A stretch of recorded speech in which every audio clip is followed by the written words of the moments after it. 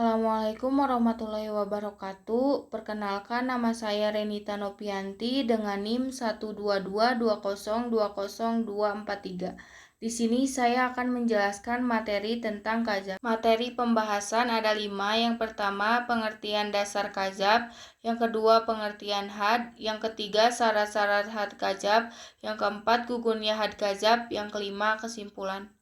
Yang pertama yaitu pengertian dasar kazab.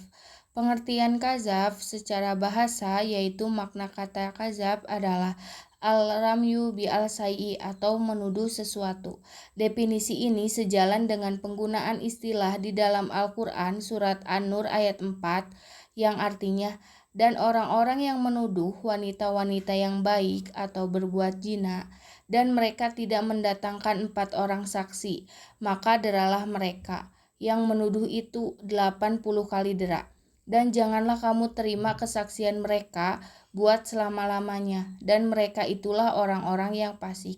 Berdasarkan ayat Al-Quran di atas, jelas Islam menutup pintu rapat-rapat terhadap orang-orang yang mencari-cari jalan untuk membuat malu orang lain yang baik-baik, serta memperberat hukuman bagi penuduh atau berbuat zina, sehingga hukumannya hampir sama berat dengan hukuman had atau zina itu sendiri, yaitu 80 kali dera dengan tambahan tidak akan diterima kesaksiannya buat selama-lamanya dan diberi predikat sebagai orang yang fasik. Berikut adalah pengertian dasar kazab menurut 4 imam madhab. Yang pertama, madhab Hanafi.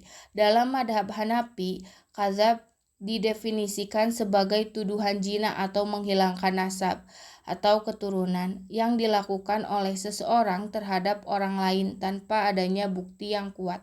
Hukuman kazab dalam madhab ini adalah 80 kali cambukan jika pelaku adalah orang yang merdeka dan hukuman setengahnya 40 kali cambukan jika pelaku adalah seorang budak.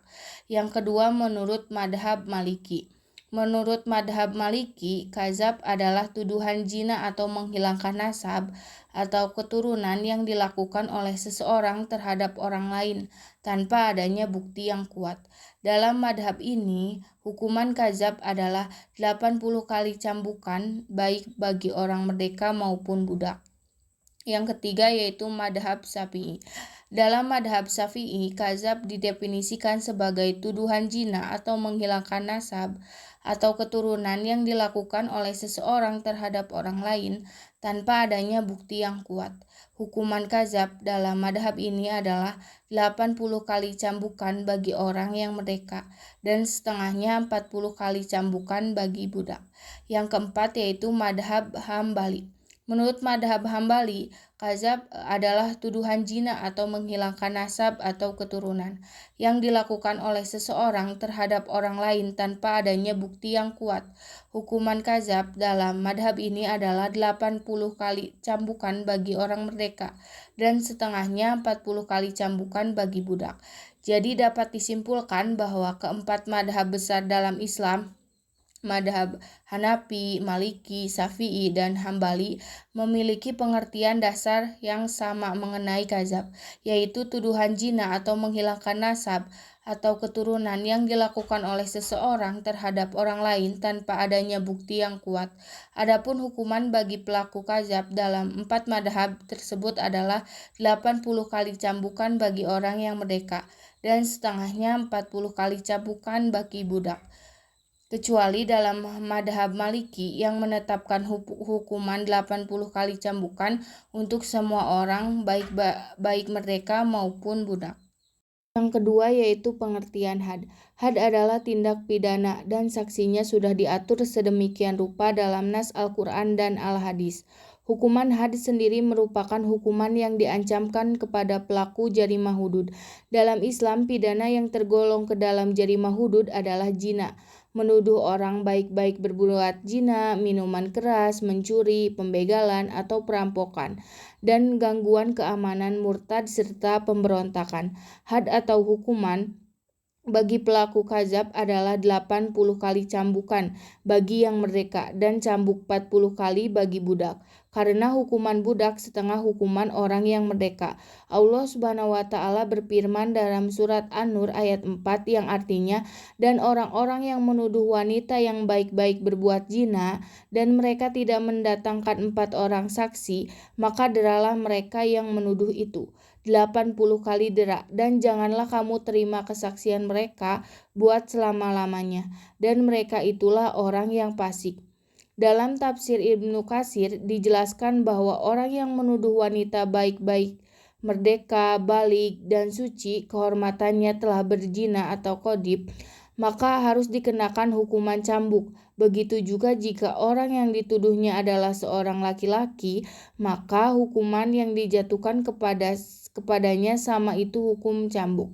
Terkait kedua hal tersebut, para ulama pun sepakat dan tidak memperdebatkannya, walaupun dikenai hukum cambuk. Jika si penuduh menunjukkan bukti kuat atas tuduhannya tersebut, maka hukum cambuk atas dirinya pun telah gugur. Oleh karena itu, Allah Subhanahu wa Ta'ala berfirman, yang artinya, dan mereka tidak mendatangkan 4 orang saksi, maka deralah mereka 80 kali, dan janganlah kamu terima kesaksian mereka untuk selama-lamanya.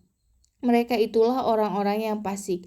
Berdasar penggalan ayat di atas, seorang penuduh yang tidak dapat mendatangkan saksi atau bukti yang membenarkannya serta menguatkan tuduhannya akan dihadapkan dengan 3 hal, yaitu dicambuk sebanyak 80 kali, ditolak persaksiannya selama-lamanya, dan dihukumi fasik, yakni bukan orang baik di sisi Allah maupun di pandangan manusia. Sementara itu dalam tafsir At-Tabari dijelaskan bahwa melalui Quran surat An-Nur ayat 4, Allah Subhanahu wa Ta'ala berfirman, hal itu dikarenakan mereka orang yang menuduh termasuk kepada orang-orang yang menyelisihi perintah Allah dan keluar dari ketaatan kepadanya serta termasuk orang-orang yang fasik. 3 yaitu syarat-syarat had kazab. Yang pertama yaitu tertuduh berzina adalah pengertian musan dalam kazab. Berbeda dengan musan dalam masalah zina. Dalam kazab, musan adalah orang baik yang benar-benar tidak berzina. Adapun musan dalam pembahasan zina adalah seorang yang sudah pernah menikah. Yang kedua, penuduh balik dan berakal. Yang ketiga, tuduhan berzina benar-benar sesuai aturan syara, di mana saksi dalam kasus kazab adalah 2 orang laki-laki adil yang mengatakan bahwa penuduh telah menuduh orang baik berbuat zina, ataupun pengakuan dari penuduh sendiri bahwa dirinya telah menuduh orang baik berbuat. Yang keempat yaitu gugurnya had kazab.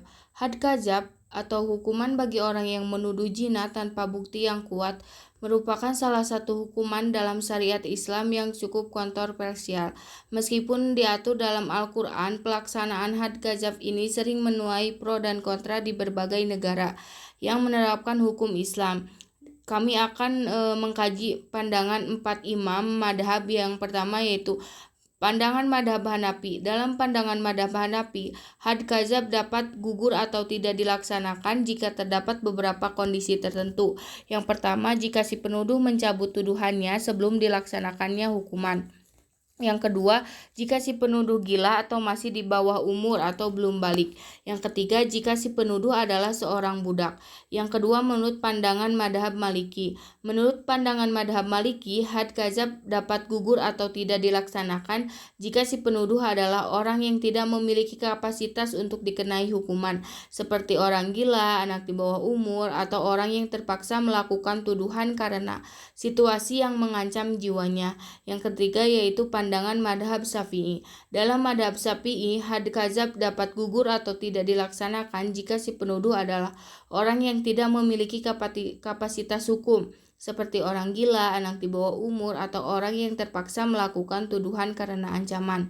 Yang keempat yaitu pandangan madhab Hambali. Menurut madhab Hambali, had kazab dapat gugur atau tidak dilaksanakan jika si penuduh adalah orang yang tidak memiliki kapasitas hukum, seperti orang gila, anak di bawah umur, atau orang yang terpaksa melakukan tuduhan karena ancaman. Dari uraian di atas terlibat bahwa keempat madhab, Hanafi, Maliki, Syafi'i, dan Hambali memiliki pandangan yang relatif serupa terkait gugurnya had kazab. Secara umum mereka sepakat bahwa had kadzab dapat gugur atau tidak dilaksanakan jika si penuduh adalah orang yang tidak memiliki kapasitas hukum, seperti orang gila, anak di bawah umur, atau orang yang terpaksa melakukan tuduhan karena situasi yang mengancam jiwanya. Dalam beberapa terakhir, terdapat beberapa kasus di berbagai negara di mana hakim merujuk pada pandangan para imam madhab dalam memutuskan gugurnya had kadzab. Hal ini menunjukkan bahwa meskipun had kadzab diatur dalam Al-Quran, penerapannya masih mempertimbangkan aspek-aspek keadilan dan kemanusiaan yang digariskan oleh para ulama terdahulu. Namun perdebatan seputar hak kadzab masih terus berlangsung. Beberapa pihak menilai bahwa penerapan had kadzab seharusnya lebih ketat untuk menjaga kehormatan. Yang kelima yaitu kesimpulan.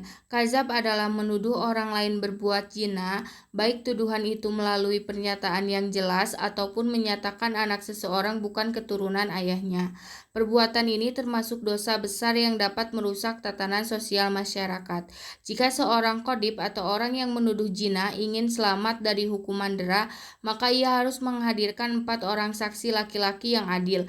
Jika tidak mampu, maka had baginya adalah didera sebanyak 80 kali. Tidak diterima kesaksiannya untuk selama-lamanya dan termasuk golongan orang yang fasik. Di negara Indonesia belum ada ketentuan hukum khusus yang mengatur tentang hukuman bagi penuduh zina atau kadzab.